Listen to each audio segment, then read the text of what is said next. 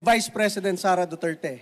Kaya nga ako natanggal sa National Youth Commission kahit fixed term ako. Dahil sumama ako kay Vice President Sara Duterte sa kanyang budget hearing, after 2 days pinalitan na ako. Imagine that, fixed term pero tinanggal sa gobyerno, di ba? Hi. Hawak kamay tayo, tayong lahat kay Rodrigo Duterte. Para sa tunay na pagbabago.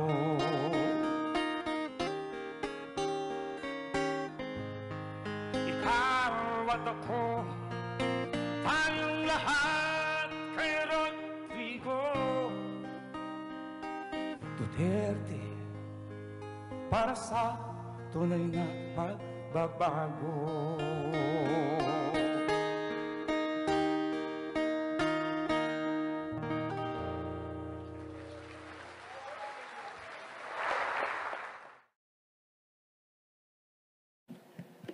Magandang hapon sa inyo. Ako po si Chairman Ronald Cardema ng Duterte Youth Party List.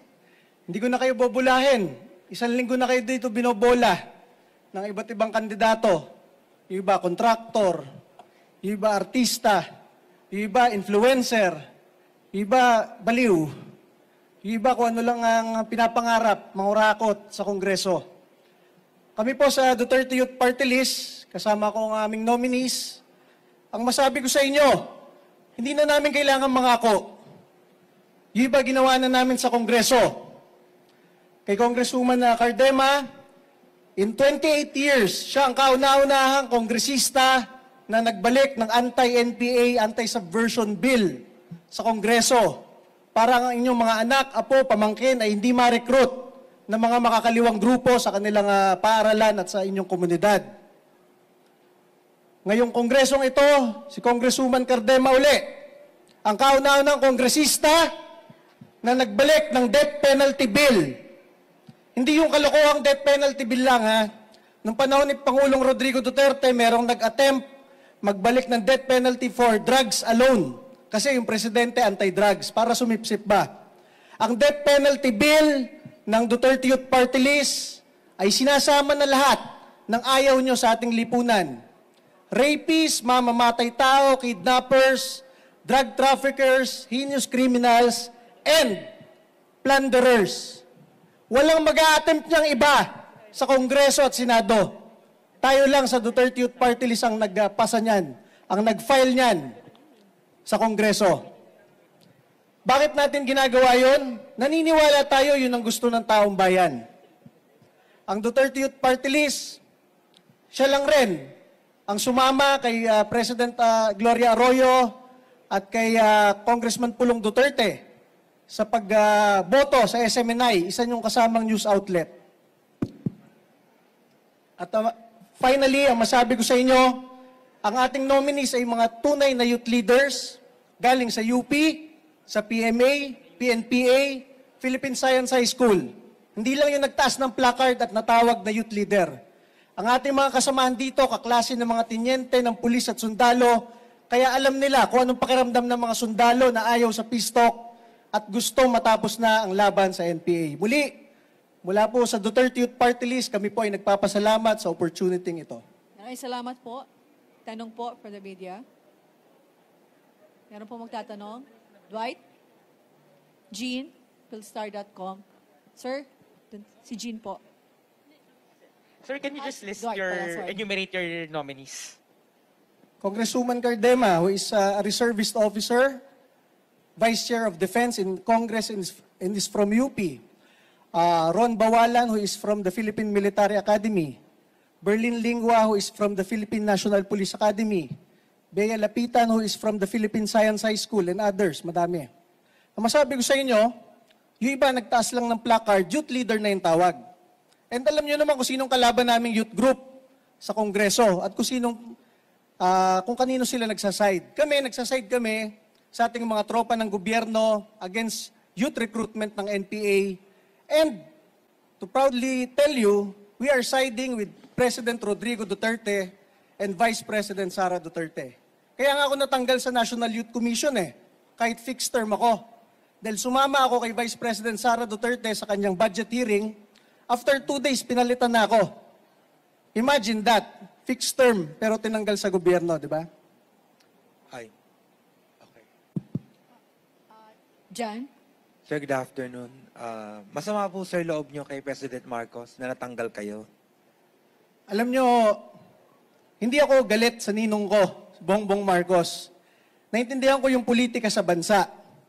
Pero masabi ko sa inyo, mula UP Diliman, nung ROTC Corps Commander ako sa UP, Marcos loyalist kami ni Congresswoman Cardema. Head ako ng UP Vanguard Fraternity, UP ROTC, and senior brad namin si Ferdinand Marcos. Kaya sa kakaunting Marcos loyalist sa UP, kami na yon, mga youth leader na Marcos loyalist. Pangalawa, noong 2016, talagang nagkampanya kami for Bongbong Marcos. And natalo si Senator Bongbong Marcos. Ako, na-appoint ako sa National Youth Commission ni Pangulong Rodrigo Duterte simula 2017 hanggang 2021. Lahat ng activities namin sa National Youth Commission, talagang ang guest of honor si dating Senador Bongbong Marcos. Tulong ko na lang sa idol ko na hindi nakaupo bilang Vice President. Umaattend kami ng lahat ng patawag nila, dinner, Christmas parties, and maalala ko, yung kaisa-isang Christmas party nila during pandemic, isa lang congressman ang umattend. Duterte Youth Party List Congresswoman Cardema and our family. Noong 2021, dahil kinakapatid ko si Sandro, Duterte Youth Party List allocated our assistance funds to Ilocos Norte para tulungan si Sandro. Talagang Marcos loyalist kami. Nangangampanya kami and lahat ng effort ginawa namin dahil naniniwala kami kay Senador Bongbong Marcos at kay Pangulong Rodrigo Duterte. From 2016 to 2022, ang ating gobyerno ay full of appointees ng Pangulong Duterte na Duterte Cayetano. Noong 2016, Duterte Marcos talaga kami. So masabi ko sa inyo, yung pakiramdam namin nung tinanggal ako ni Pangulong Bongbong Marcos, sa tingin ko sa buong gobyerno ng Republika ng Pilipinas, ako lang yung nakikipag-away sa mga makakaliwang kongresista. Lahat ng kaya ko itulong mula National Youth Commission, itinulong ko sa aking idol, sa aking ninong, Bongbong Marcos. Hindi ko naisip na yung magtatanggal pa pala sa akin sa NYC nung naupo na ay si Pangulong Bongbong Marcos. To think na he is the author of the NYC law. Siya yung naglagay ng fixed term provision sa NYC law.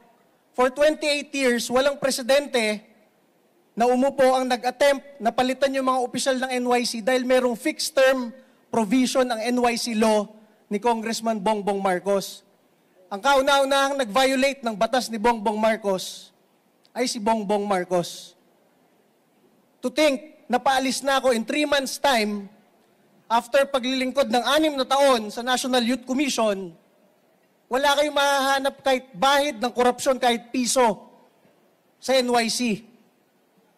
Naibalik natin ang Sangguniang Kabataan noong 2018. Minobilize natin lahat ng youth leaders ng bansa, Boy Scout, Girl Scout, CAT, ROTC, kadete ng lahat ng academies para sa nation building. Humina yung youth recruitment ng NPA sa 5 taon ni Pangulong Duterte.